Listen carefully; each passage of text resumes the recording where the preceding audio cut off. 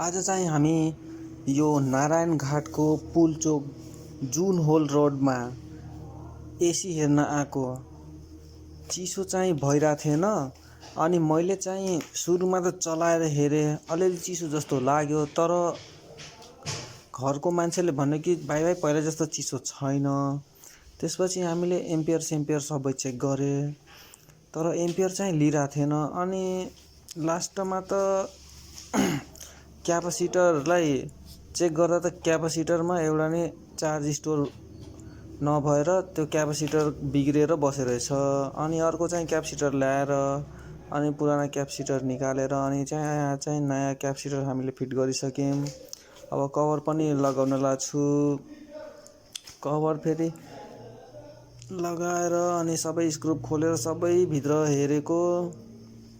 लास्टमा त यो क्यापासिटरको समस्या रहेछ। अनि क्यापासिटर हाल्यो अनि अहिले एकछिनपछि चेक पनि गर्न पहिला स्क्रु चाहिँ लगाइहालौँ चारैतिर। स्क्रु पनि कति धेरै रहेछ, 10-15वटा। यतातिर 4वटा, यतातिर 2वटा अनि यतातिर 2टा। अब एउटा बाँकी रहन्छ यतातिर लास्ट। ल त्यो पनि सक्यो, लास्ट यही रहेछ। अब चाहिँ एसीमा हेर्न सक्नुहुन्छ, यसमा 5 एम्पियरसम्म लोड लिन्छ चलेको बेलामा। अब हामीले एसी अन गरिसक्यौँ।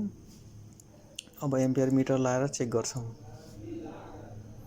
16मा राखेको छु, अहिले चाहिँ लोड लिएको छैन।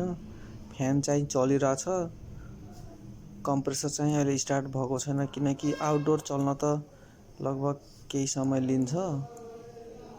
हेर्दै गरौँ हेर्दै अहिलेसम्म आएको छैन। अब कुरेर बस्ने के गर्ने। ल एम्पियर हेरिसक्नुभयो, 6 एम्पियर लोड लिइसक्यो।